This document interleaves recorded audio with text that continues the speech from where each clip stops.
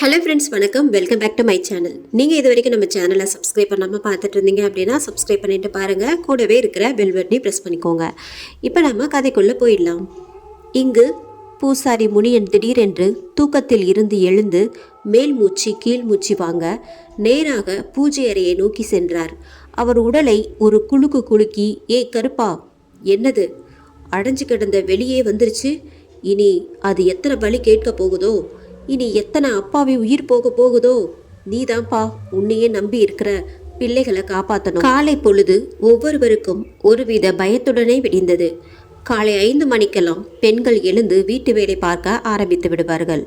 6 மணிக்கெல்லாம் தெருக்குழாயில் தண்ணீருக்கு கூட்டமாக பெண்கள் நின்று கொண்டிருப்பார்கள்.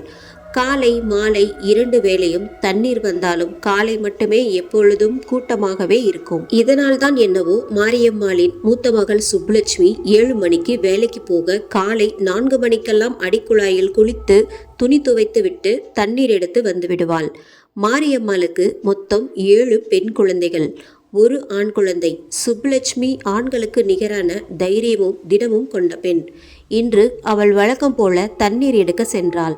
தண்ணீர் குழாய் கருப்பசாமி கோயிலுக்கு எதிர்புறம் தான் உள்ளது. அங்கிருந்து பார்த்தால் கோயிலும் கோயிலை சுற்றியுள்ள பகுதியும் நன்றாக தெரியும். சுப்புலட்சுமி துணி துவைத்து கொண்டிருக்கும் போதே அவள் அருகில் யாரோ இருப்பது போன்ற உணர்வு. சுற்றும் முற்றும் பார்த்தால் யாரும் காணவில்லை. அப்பொழுதுதான் அதை கவனிக்கிறாள். யாரோ பனைமரத்துக்கு அருகே நிற்பது போன்று. நாம தானே எப்பவும் சீக்கிரமா இங்க வருவோம், இது யாரு நமக்கு முன்னாடி இங்க வந்தது, அதுவும் இந்த பனைமரத்துக்கிட்ட போய் எதுக்கு நின்றுட்டு இருக்காங்க, ஆளை பார்த்தா வெள்ளையும் சொல்லையுமா இருக்காரு, ஒருவேளை பட்டணத்து ஆளா இருக்குமோ, அப்படியே இருந்தாலும் காலையில 6 மணிக்கு தானே பஸ் வரும், இவர் எப்படி வந்திருப்பாரு, சரி யாருன்னு பக்கத்துல போய் விசாரிச்சு பார்ப்போம். அவள் அருகில் சென்று கொண்டிருக்கும் போதே கண்ணிமைக்கும் நேரத்தில் அந்த உருவம் காணாமல் போய்விட்டது. அப்பொழுதுதான் பனைமரத்துக்கு அருகில் கிடந்த முருகனின் 2 துண்டாக்கப்பட்ட சடலத்தை பார்த்தாள். யாராக இருந்தாலுமே இந்த நிலையில் ஒரு சடலத்தை பார்த்தால் மனம் பயம் கொள்ளதான் செய்யும். சுப்பு அலறி அடித்து கொண்டு ஊருக்குள் ஓடி விஷயத்தை சொல்ல அடுத்த 1 மணி நேரத்தில் ஊர் மக்களும் காவல்துறையினரும் அந்த இடத்தில் கூடியிருந்தனர். காவல்துறையினரும் பல கோணங்களில் விசாரித்துவிட்டு இது ஒரு எதிர்பாராத விதமாக நடந்த விபத்து என்று முடிவுக்கு வந்தனர். விஷயம் கேள்விப்பட்டு தேவி காலை 6 மணி பேருந்து வந்து இறங்க அவன் கணவனை இந்த நிலையில் கண்ட அதிர்ச்சியில் மயங்கி சரிந்தாள். அந்த அதிர்ச்சியிலேயே அவளது 4 மாத கருவும் கலைந்தது. கணேஷ், என்னடா இப்படி ஆயிடுச்சு? சண்முகம், முருகன் தானா நம்மளை வந்து மந்திரவாதியை பார்க்க கூட்டிட்டு போறேன்னு சொன்னான். இப்போ நாம எப்படி தப்பிக்கிறது? கணேஷ், டேய் பயப்படாதடா, நாம் இப்போவே இந்த ஊரை விட்டு கிளம்புறோம். எப்படியாவது தேடி கண்டுபிடிச்சி அந்த சாமியாரை பார்க்குறோம். அதுக்கப்புறம் தான் ஊருக்கே வரோம். இதையெல்லாம் ஒரு உருவம் அவர்கள் அருகில் நின்று கொண்டு கண்களில் கோப கனல் தெறிக்க பார்த்து கொண்டிருந்தது. அதனால் அவர்களை ஒன்றும் செய்ய முடியவில்லை. ஏனென்றால் அவர்கள் நெற்றியில் கருப்பசாமி கோவில் விபூதியும் கையில் கருப்பசாமிக்கு அருகில் வைத்த எலுமிச்சை பழமும் வைத்திருந்தனர். அவர்கள் சொன்னது போலவே வீட்டின் வேலை விவசாயமாக வெளியூர் செல்வதாகவும் திரும்பி வர நாளாகும் என்று கூறிவிட்டு கிளம்பி சென்றனர். ஒரே நேரத்தில் கணவனையும் குழந்தையும் இழந்த துக்கத்தில் தேவி பித்து பிடித்தவள் போல் ஆகிவிட்டாள். பெண்கள் அவளுக்கு சமாதானம் சொல்லிக் கொண்டும் ஆண்கள் இறுதி சடங்குக்கு தேவையான வேலைகளையும் பார்க்க ஆரம்பித்தனர். ஊர் தலைவர், டேய் சரவணா, இங்க வாடா. என்னங்கய்யா? ஊர் தலைவர், ஆமா அந்த கணேஷ் சண்முகம் 2 பேரையும் எங்க? ஏதோ அவசர வேலை விஷயமா வெளியூர் போயிருக்காங்க. ஊர் தலைவர் முத்தையா, அவங்க பண்றதே வித்தியாசமா இருக்கே. அன்னைக்கு என்னடானா சண்முகம், கணேஷ், செல்வராஜ், முருகன் எல்லாரும் மாரியப்பன் சடலத்தை தூக்கிட்டு போறப்போ ஏதோ வித்தியாசமா பண்ணிக்கிட்டே இருந்தாங்க. அப்புறம் அந்த செல்வராஜ் செத்து போயிட்டான். இப்போ இந்த முருகன் எனக்கு என்னமோ சரியா படலடா. சரவணன், நானும் அதை தயா யோசிச்சுட்டு நேத்து தான் அந்த 3 பேரும் தனியா என்னமோ பேசுனாங்க. என்னை பார்த்ததும் பேசுறத நிப்பாட்டிட்டாங்க. முத்தையா, நீ அவங்க ஊர்ல இருந்து வந்ததும் என்னை வந்து பார்க்க சொல்லு. சரிங்கய்யா. முருகனுக்கு செய்ய வேண்டிய இறுதி சடங்குகளை அனைவரும் சேர்ந்து ஒரு வழியாக செய்து முடித்தனர். பொழுதும் கரைந்தது. வீடு பேச்சியம்மாள் 8 மாத கர்ப்பிணிக்கு கடைக்கு சென்று திரும்பி வந்து கொண்டிருக்கும் போது அவள் பின்னால் யாரோ வருவது போன்று இருக்கு என்று திரும்பி பார்த்தாள். அப்போது பலார் என்று ஒரு அறை அவள் முதுகில் விழ பார்த்தால் அங்கு யாரும் இல்லை. இவள் பதறி அடித்துக்கொண்டு வீட்டுக்கு சென்று விஷயத்தை கூற அவள் முதுகு மட்டும் பயங்கரமாக காந்தல் எடுக்க அதில் 5 விரல்களும் அச்சு வைத்தது போல் பதிந்திருந்தது. வீட்டிலுள்ள அனைவரும் சேர்ந்து அவளை கருப்பசாமி கோவிலுக்கு அழைத்து சென்றனர். பூசாரி முனியன், என்னாச்சுப்பா இந்த நேரத்தில் வந்திருக்கீங்க? வந்தவர்கள் விஷயத்தை சொல்ல, பூசாரி, இருங்கப்பா, கருப்பன் கிட்ட அருள் கேட்போம். பூசாரி கருப்பனுக்கு பூஜைகள் செய்து பயங்கர ஆக்ரோஷத்துடன் ஏய் என்று கத்திக்கொண்டு நாக்கை மடித்து கொண்டு கையில் வீச்செருவாளுடன் அருள் வந்து ஆட ஆரம்பித்தார் பூசாரி முனியன். பேச்சியம்மா, ஐயா கருப்பு, என்னையா நடக்குதுங்க? என் பொண்ணுக்கு எப்படி இப்படி ஆயிடுச்சு? பூசாரி, அடைப்பட்டு கிடந்தது விடுபட்டு போச்சு. இனி கன்னி பொண்ணுங்களும் கர்ப்பிணி பொண்ணுங்களும் ஜாக்கிரதையா இருக்கணும். ஒரு கன்னி உயிர் போகும், விடுபட்டது ஒரேடியா அடப்பட்டு போகும். பேச்சியம்மா, ஐயா என்னையா சொல்ற? அப்ப என் பொண்ணுக்கு? உன் பொண்ணுக்கு அது வயிற்றுல வளர்ற கருவுக்கும் ஒரு ஆபத்தும் இல்லை. ஆனா குறை இருக்கு. குறையா? என்ன குறையா? நீ ஒன்றும் கவலைப்படாத, எல்லாம் நல்லபடியா நடக்கும். நெற்றியில் திருநீர் வைத்து பயப்படாம போங்க, எல்லாம் முடிவுக்கு வரும். பூசாரிக்கு அருளும் இறங்கியது. அனைவரும் அவரவர் வீட்டுக்கு சென்றனர். அன்று இரவே பேச்சியம்மனுக்கு பிரசவ வலி எடுத்தது. ஒரு ஆண் குழந்தையும் பிறந்தது. ஆனால் இங்கு பூசாரி வீட்டில் பூசாரி பூஜை அறையில் கருப்பனை நினைத்து தியானத்தில் இருந்தார். அப்போது அவர் உதடுகள் தன்னிச்சையாக ஒன்றே முணுமுணுத்தன. அன்று இரவே பேச்சியம்மாளுக்கு பிரசவ வலி எடுத்தது. வீட்டிற்கு வெளியே ஒரு வெள்ளை நிற உருவம் நாக்கேன் அரை நடி நீளம் தொங்க விட்டு பயங்கர பசியுடன் காத்து கொண்டிருந்தது. கருப்பன் கோவில் எலுமிச்சை பழம் வீட்டு வாசலில் தொங்கிக் கொண்டிருப்பதால் அதனால் உள்ளே செல்லவும் முடியவில்லை. நேரம் செல்ல செல்ல வழியில் பேச்சு துடித்து கொண்டிருந்தாள். இங்கு பூசாரி வீட்டில் பூசாரி முனியன் பூஜை அறையில் தியானத்தில் அமர்ந்திருந்தார். அவரின் உதடுகள், கருப்பா, முனி வெளியே வந்துருச்சு, அது பசியை தீர்க்க முடியாது. யார் யார் இனி அந்த முனி காவு வாங்க போகுதுன்னே தெரியல. நீதான் கருப்பா உன் பிள்ளைகளை காப்பாற்றணும். இங்கு பேச்சியம்மாள் பயங்கர அலறலுடன் ஒரு அழகான ஆண் குழந்தையை பெற்றெடுத்தாள். இங்கு தியானத்தில் அமர்ந்திருந்த பூசாரி திடீரென கண் விழித்து வெளியே நடக்க ஆரம்பித்தார். ஆனால் பிறந்த குழந்தையின் கால் எலும்புகள் வளைந்து காணப்பட்டது. அதை பார்த்த அதிர்ச்சியில் இருந்த பேச்சியின் அம்மா குழந்தையை கையில் வாங்கி கொண்டு பூசாரியை பார்க்க கிளம்பினார். இங்கு வீட்டிற்கு வெளியே பயங்கர பசியுடன் தலை தனியாக அந்தரத்தில் வாசலின் ஒரு பக்கம், உடல் தனியாக வாசலின் மறுபக்கமும் நின்று கொண்டிருந்தது.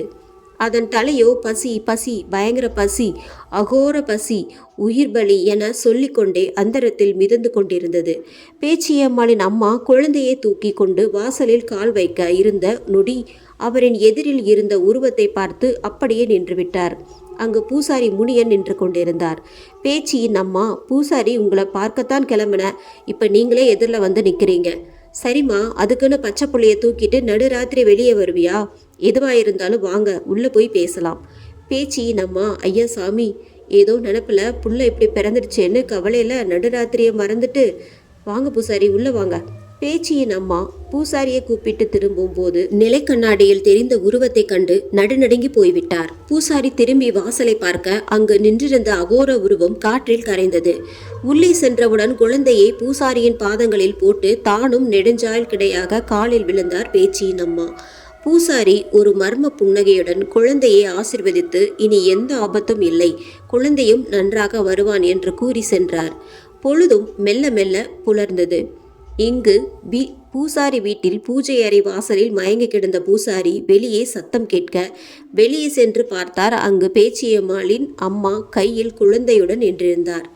என்னம்மா, காலையிலேயே இங்கே வந்திருக்கீங்க? குழந்தை நல்லபடியாக பிறந்துடுச்சா? பேச்சியின் அம்மா, நான் நேற்று நடந்ததை கூட என் பிரம்மையோன்னு நினச்சேன், ஆனால் நீங்கள் இப்போ பேசுகிறத பார்த்தா அதான் உண்மைன்னு தோணுது. பூசாரி, என்னம்மா ஏதோ சொல்கிறீங்க, முதல்ல உள்ளே வாங்க. பேச்சியின் அம்மா, இல்லை பூசாரி ஐயா, நாம் முதல்ல கருப்பன் காலடிக்கு போவோம். நேற்று புள்ள இப்படி பிறந்துருச்சேன்னு நடுராத்திரின்னு கூட பார்க்காம புள்ளைய தூக்கிட்டு வெளியில் வர பார்த்தேன். அப்போதான் நீங்கள் வந்தீங்க. என்னம்மா சொல்கிறீங்க? நான் வந்தேனா? ஆமாம் சாமி, நான் கூட முதல்ல அப்படி தான் நினச்சேன். அப்புறம்தான் கண்ணாடியில் பார்க்குற வானத்துக்கு பூமிக்குமா முகமெல்லாம் உக்கிரத்தோட கண்ணில் கருணையோட துடியாக இருக்கிற நம்ம கருப்பை நின்னாரு. பார்த்த உடனே எனக்கு உடம்பே சிலிர்த்து போச்சு. அப்படியா? கருப்பை என்னோட ரூபத்தில் வந்தானா? கேட்கும்போதே உடம்பெல்லாம் சிலிர்க்குதே. இனிமேல் நீங்கள் கவலைப்படாதீங்க, குழந்தை நல்லபடியாக வருவா. அவனுக்கு கருப்பசாமி ஆசீர்வாதம் எப்பவுமே இருக்கும். ஒரு நிமிஷம் இருங்க, நான் போய் ரெடியாகி வந்துடுறேன். எல்லாரும் போய் கருப்பனை கும்பிட்டு வந்துடலாம். இங்கு சுப்புலட்சுமி வீட்டில் அன்று பனைமரத்தின் அருகில் சடலத்தை பார்த்ததில் இருந்து சுப்புலட்சுமிக்கு அம்மை போட்டு விட்டது. அம்மா, தாயே, என் புள்ள ரொம்ப வேதனைப்படுத்தாத, என்னால் தாங்கிக்கவே முடியல. பூவாத்தா, நீயே பூ மாதிரி இறங்கிடுமா. பக்கத்து வீட்டு பெண்மணி மாரியம்மா, நீ ஒன்றும் கவலைப்படாத ஆத்தா, அவள் பாட்டுக்கு இறங்கிடுவா. அம்மா, தாங்க முடியலம்மா, உடம்பெல்லாம் ரொம்ப வலிக்குதுமா, ரொம்ப எரியுதுமா. பக்கத்து வீட்டு பெண்மணி மாரியம்மா, புள்ள ரொம்ப வேதனைப்படுறான், நம்ம வேணா டவுன் ஆஸ்பத்திரிக்கு தூக்கிட்டு போயிடுவோமா. இருவரும் சேர்ந்து சுப்புலட்சுமியை கைத்தாங்களா தூக்கி கொண்டு வீட்டை விட்டு வெளியே சென்றவுடன் அம்மை காணாமல் போனது. எக்கோ, இங்கே பாரு, அம்மையே காணோம். பக்கத்து வீட்டு பெண், அடியே, உடம்புலாம் விளையாட்டம்மை போட்டிருக்கு. ஆத்தா அவளே மனசு வச்சு அவளே இறங்கினாதான் உண்டு. பொழுது சாய தொடங்கியது. வழக்கம் போல அனைவரும் வீட்டுக்குள் தஞ்சமடைய ஆரம்பித்தனர். சுப்புலட்சுமி வழியில் உளறி கொண்டிருந்தாள். சுப்புலட்சுமியின் தங்கையும் பாட்டியும் வீட்டுக்கு பின்னாடி உள்ள தொழுவத்தில் இருந்தனர். முனியும் தனது பலிக்காக கிளம்பியது. ஊர் எல்லையில் உள்ள பனைமரத்தில் இருந்து ஆந்தைகளின் அலறல் சத்தம் கேட்க, அதோடு நாய்களின் ஊளையிடும் சத்தமும் இணைந்து கொள்ள, இதையெல்லாம் பார்த்து நிலவும் பூமிக்கு வர பயந்து இன்று அமாவாசை இரவாய் மாற்றிவிட்டது. சுப்புலட்சுமியின் பாட்டி சத்தம் வந்த திசையை பார்க்க அங்கு வெள்ளையாய் ஒரு ஒளி மாதிரி உருவம் காற்றில் மிதந்து வந்து கொண்டிருந்தது. அது பார்க்கும் இடமெல்லாம் பச்சை மரம் கூட நெருப்பால் எரிந்தது. பாட்டி அதை பார்த்து பயந்து தனது பேத்தியின் முகத்தை மூடிக்கொண்டு தொழுவத்தில் ஒளிந்து கொண்டார். அந்த உருவம் ஊருக்குள் வர ஆரம்பிக்க தொழுவத்தில் கட்டியிருந்த விலங்குகள் எல்லாம் மிரள ஆரம்பித்தன. அதிலிருந்து ஒரு பசு மட்டும் கட்டுகளை அவிழ்த்துவிட்டு அந்த உருவத்தை தடுக்க அதன் முன்னால் போய் நிற்க, அதன் கண்ணிலிருந்து வந்த ஒளி பசுமாட்டின் கால்களில் பட்டு அது ஊனமாகியது. வழியில் பசு அலறிய கதறல் ஊரையே கலங்க வைத்தது. அந்த உருவம் நேராக சுப்புலட்சுமியின் வீட்டின் வாசல் அருகே வரவும், படுத்து கிடந்த சுப்புலட்சுமியின் திடீரென உட்கார்ந்து கொண்டு தலையை உலுக்கி முகத்தை கோணலாக வைத்து ஒரு சிரிப்பு சிரிக்க பக்கத்தில் இருந்தவர்கள் நடுங்கிவிட்டனர். மாரியம்மா, ஐயோ, என் பிள்ளைக்கு அம்மை போட்டதில் நினச்ச நானு, இப்படி முனி வந்து பிடிச்சிருச்சே. கோயிலுக்கு கூட போக முடியாதபடி விளையாட்டு அம்மை போட்டு இப்படி விளையாடிருச்சே இந்த முனி. மாரியம்மாள் புலம்பிக் கொண்டிருக்க சுப்புலட்சுமி 3 தடவை தலையை உலுக்கி ஒரு கோரமான சிரிப்பை உதிர்த்துவிட்டு உயிரில்லா உடலாக கீழே சரிந்தாள். வெளியே வாசலில் இருந்து முனி பலியை ஏத்துக்கிட்ட பசி போக்கிட்ட என்று சொல்லி காற்றில் மறைந்தது. தொழுவத்தில் இருந்து பாட்டி அழுதபடியே வீட்டிற்குள் வந்து நடந்ததை சொல்ல அனைவரும் கதறி அழுதனர். பூசாரி வீட்டில் பூசாரி தூக்கத்தில் முனியின் ஆட்டம் முடிவுக்கு வந்தது. இனி அதுகளின் ஆட்டம் ஆரம்பமாக போகுது. இங்கு ஊர் எல்லையில ஆலமரத்திலிருந்து மனிதனை போன்ற ஒரு உருவம் 4 கால்களுடன் தவழ்ந்து வந்து வாய்க்காலில் இருந்து ரத்தம் வடிய, கண்களில் சிகப்பு கனல் கொதிக்க தனது அடுத்த வேட்டைக்காக காத்து கொண்டிருந்தது. சாமியாரை பார்க்க வெளியூர் சென்ற சண்முகம், கணேஷ் இருவரும் நடக்க போகும் விபரீதம் தெரியாமல் ஊருக்கு திரும்பி கொண்டிருந்த கணேஷ், சண்முகம் இருவரும் நேற்று நடந்ததை பற்றி சிந்தித்து கொண்டு வந்தனர். சாமியாரை தேடி போன இருவரும் ஒரு வழியாக அலைந்து திரிந்து அவரை கண்டுபிடித்து சந்திக்கவும் சென்றனர். சாமியாரின் வீடு என்று சொல்லப்படுகின்ற குடிசையும் அதை ஒட்டியுள்ள மிக உக்கிரமாக அரை அடி நீளம் நாக்கை தொங்கவிட்டு காலில் ஒரு அரக்கனை மிதித்து கொண்டு கழுத்தில் மனித மண்டையோட்டை மழையாக கொண்டு 8 கைகளிலும் 8 விதமான ஆயுதங்களை கொண்டும் முகம் முழுவதும் உக்கிரமாக கண்களில் கோபக்கடல் தெறிக்க உடல் முழுவதும் மஞ்சள் குங்குமத்தை பூசிக்கொண்டு ஸ்ரீதேவி மாகாளியம்மன் சிலை 20 அடி உயரத்தில் இருந்தது. ஐயா, ஐயா, யாராவது இருக்கீங்களா? சீடன், யார் நீங்கள்? எங்கே இருந்து வரீங்க? கணேஷ், நாங்கள் பக்கத்து கிராமத்தில் இருந்து வரோம் சாமி, சாமியை பார்க்கணும். சீடன், கொஞ்ச நேரம் இருங்க, சாமி பூஜையில் இருக்காரு, கூப்பிடும்போது உள்ளே வாங்க. சிறிது நேரம் கழித்து இருவரும் உள்ளே சென்றனர். கணேஷ், ஐயா, அது சாமியார், எனக்கு எல்லாம் தெரியும். நீங்கள் செஞ்ச பாவம் உங்களை துரத்துகிறது.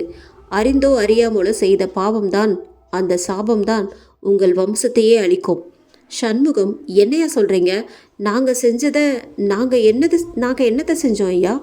நீ அதை மறைக்க நினைச்சாலும் அது முடியாது.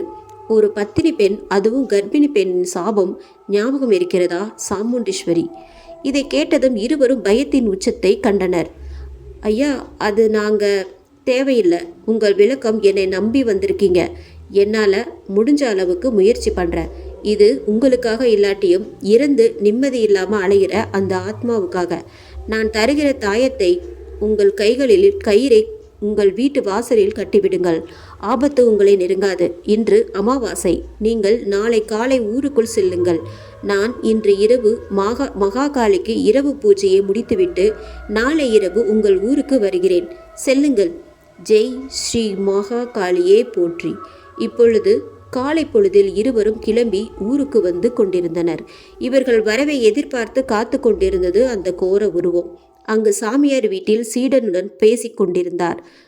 நாம் இன்னைக்கு இந்த ஊருக்கு கிளம்ப வேண்டிய எல்லாத்தையும் ரெடி பண்ணு. சரிங்க சாமி. இப்போ போகிற இடத்துல பிரச்சனையா சாமி? ஆமாம், பிரச்சனை தான், பெரிய பிரச்சனை தான். இன்னைக்கு அமாவாசைக்கு மறுநாள். இன்னைக்கு ராத்திரி அதுங்க சக்தி பாதி தான் இருக்கும். இருந்தாலும் அதுங்க தன்னோட வேட்டையை நிப்பாட்டாது. அதுங்களுக்கு வேண்டியதை வசியப்படுத்தி கொள்ள நினைக்கும். அப்படி வசியப்படுத்தும் போது அதுங்களோட சக்தி குறைய ஆரம்பிக்கும். நாம் அந்த வசியத்தை யார் மேலே பயன்படுத்தி இருக்குன்னு கண்டுபிடிச்சு அந்த வசிய கட்டை உடைச்சிட்டோம்னா அது பலகீனமாகிடும். அப்போ அதுங்களை சீக்கிரமாக அடைஞ்சிடலாம். சீடன்: அப்போ அவங்கள இங்கேயே தங்க வச்சிருந்தா சுலபமாக கண்டுபிடிச்சிருக்கலாமே. அது மட்டும் இல்லாமல் அவங்க கிட்ட தான் தாயத்து இருக்கே, அப்புறம் எப்படி வசப்படுத்தும்? சாமியார்: அதால் ஊர் எல்லையை விட்டு வெளியே வர முடியாது. ஒவ்வொரு ஆத்மாவுக்கும் ஒரு குறிப்பிட்ட எல்லை இருக்கும். இன்னைக்கு அவங்க ஊருக்கு போகலைன்னா அந்த ஊரையே நாசம் பண்ணிடும் அந்த ஆத்மா.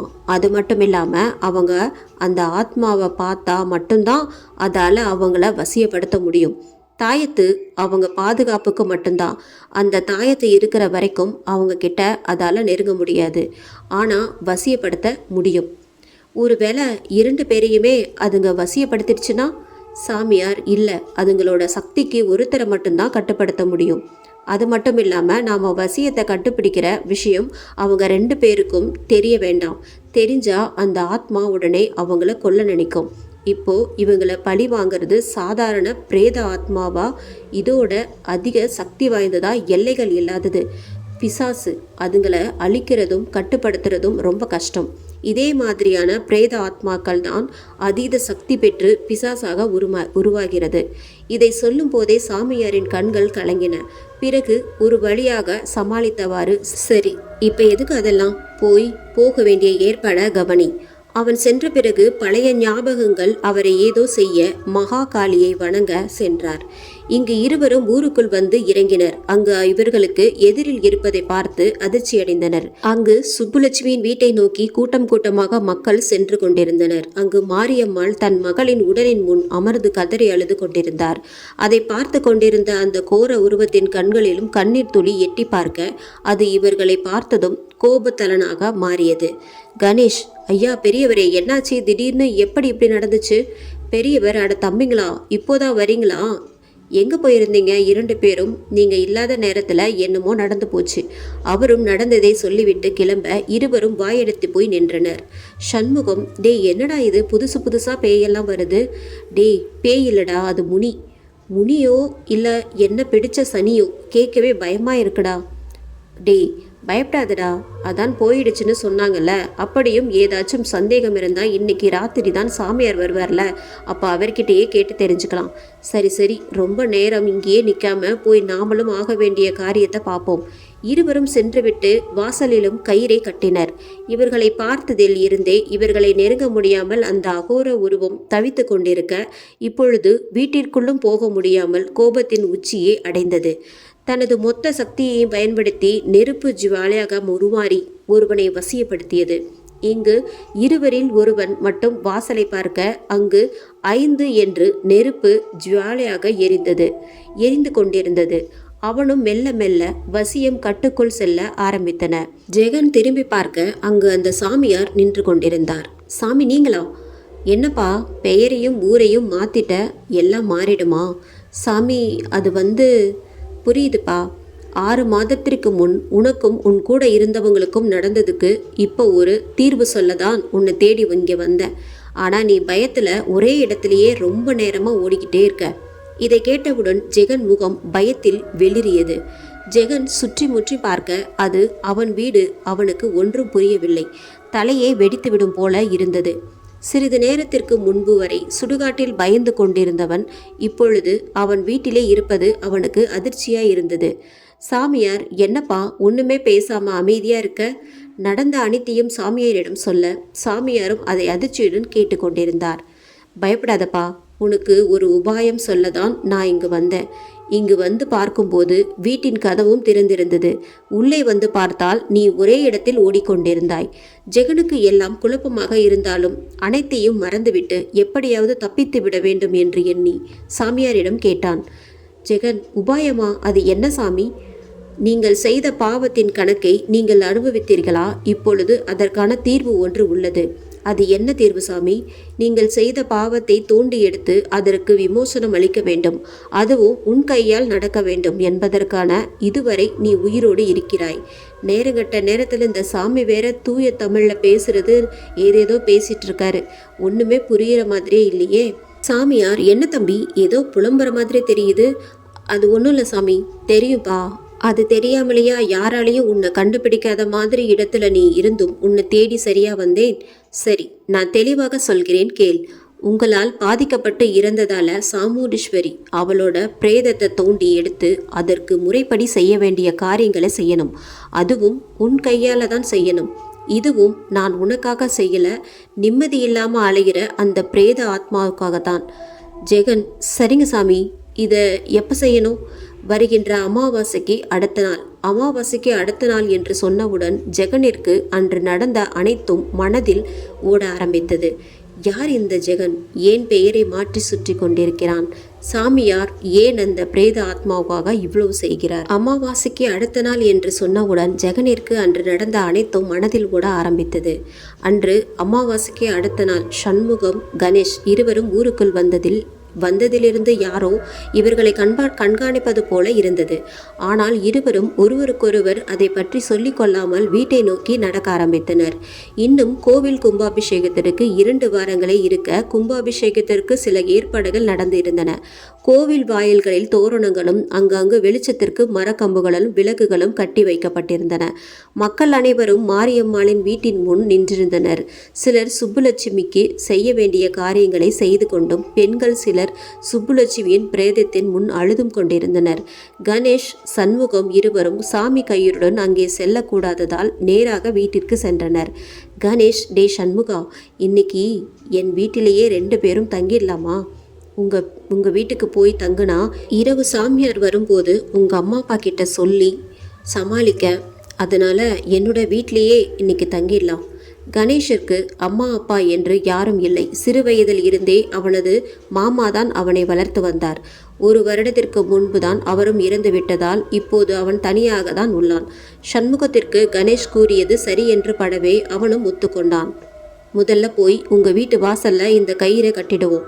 அப்புறம் சுப்புலட்சுமி வீட்டுக்கு போய் இறுதி ஊர்வலத்தில் கலந்துக்கிட்டு வரும்போது என்னோட அப்பா அம்மா கிட்ட சொல்லிவிட்டு வந்துடலாம். இருவரும் பேசிக்கொண்டே கணேஷின் வீட்டை வந்தடைந்தனர்.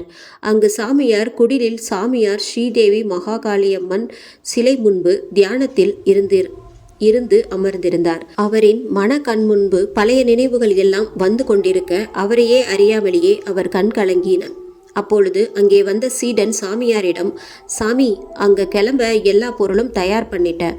நீங்க வந்து ஒரு முறை சரி பார்த்துட்டா நம்ம கிளம்பிடலாம் என்றிட தன் கண்களில் உள்ள கண்ணீரை சீடன் பார்க்காத வண்ணம் மறைத்துவிட்டு எழுந்து சென்றார். நேத்து அந்த 2 பேரும் வந்து பேசிட்டு போனதிலிருந்தே சாமியார் முகமே சரியில்லையே. இப்படி அடிக்கடி சாமியார் எதையோ நினைத்து வருத்தப்படுகிறாரே, அது என்னவா இருக்கும் என்று தனக்குள் யோசித்து கொண்டே சென்றான் சீடன். சாமியார் சென்று எல்லாம் சரிபார்த்துவிட்டு ஊருக்கு கிளம்ப தயாரானார். இங்கு கணேசனின் வீட்டின் முன் வாசலில் இருவரும் சேர்ந்து கயிறை கட்டினர். சண்முகம், டேய், ஒரு வழியா கயிறை கட்டியாச்சுடா. இனிமேல் நாமளும் அங்க போய் இறுதி ஊர்வலத்துக்கு தேவையான வேலையை பார்ப்போம். ஆமாடா, சும்மாவே இந்த ஊர்க்கார பசங்களும் நம்ம மேலே சந்தேகம் வந்த மாதிரி இருக்கு. இதில் பயந்துக்கிட்டு நாம் அங்கே போகாமல் இருந்தோம், அவ்வளவுதான். இதுக்கும் நமக்கும் சம்பந்தம் இருக்குன்னு முடிவே பண்ணிடுவாங்க. வா, சீக்கிரம் கிளம்பலாம். நீ சொல்றது சரிதாண்டா, வா போலாம். இவர்களை பார்த்ததில் இருந்தே இவர்களை நெருங்க முடியாமல் அந்த அகோர உருவம் தவித்து கொண்டிருக்க இப்பொழுது வீட்டிற்குள்ளும் போக முடியாமல் கோபத்தின் உச்சியே அடைந்தது. அது கோபத்தில் தன் தலையை தன் 2 கைகளாலேயே பீத்து எடுத்து கைகளில் வைத்து கொண்டது. அதன் கைகளில் இருக்கும் தலையில் உள்ள கண்களில் இரத்த வெறி ஏற அவர்களை பார்த்து கொண்டே அதன் வாய் மந்திரங்களை உச்சரிக்க ஆரம்பித்தது. அப்பொழுது இருவரும் திரும்பி பார்க்க அங்கே அவர்கள் கண்டது, இங்கு சாமியார் குடிலில் சாமியாரும் சீடனும் கிளம்பிவிட்டு ஸ்ரீதேவி மகாகாளியிடம் ஆசி வாங்க சென்றனர். சாமியார் தேவியை வணங்க அவரது மனக்கண் முன் சில காட்சிகள் தோன்றின. அம்மா தேவி, இது என்னம்மா புது சோதனை? 2 உயிரை காப்பாற்ற போன இப்போ அது 3 உயிரா நிற்கிதே என்று கலங்கி நின்றார். பிறகு ஒரு முடிவுக்கு வந்தவராக, எது நடந்தாலும் அதை நீதான் அம்மா நல்லபடியாக நடத்தணும். 3 உயிரையும் நீதாம்மா காப்பாற்றணும். யார் அந்த 3வது நபர்? இதோட இந்த கதையை முடிச்சிருக்காங்க. இந்த எபிசோட் உங்களுக்கு பிடிச்சிருந்தது அப்படின்னா நம்ம சேனலை மறக்காமல் சப்ஸ்கிரைப் பண்ணிக்கோங்க, லைக் பண்ணுங்கள், முடிஞ்சால் ஷேர் பண்ணுங்கள். நன்றி, வணக்கம்.